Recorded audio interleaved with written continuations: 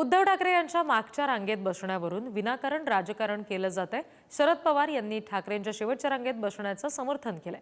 राहुल गांधींच्या आरोपांकडे दुर्लक्ष करा, ठाकरे कुठे बसले त्यावर लक्ष दिलं गेलं आणि ठाकरेंवर टीका करणाऱ्यांना शरद पवारांनी हे सगळं प्रत्युत्तर दिलेलं आहे। प्रेझेंटेशन व्यवस्थित दिसावं यासाठी उद्धव ठाकरे मागे बसले असं शरद पवारांनी सुद्धा म्हटलं।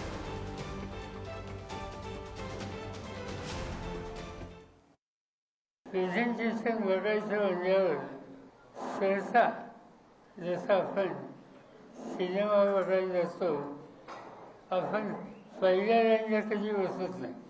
मी स्वतः आणि फारुख अब्दुल्ला आणि शेवटी बसतो। आमच्या जवळ उद्धव ठाकरे होते।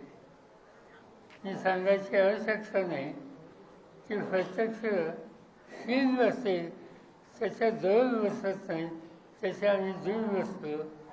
आणि दुर्दैवानं उद्धव ठाकरे कुठं बसले हा चर्चेचा विषय कारण नसताना या ठिकाणी केला।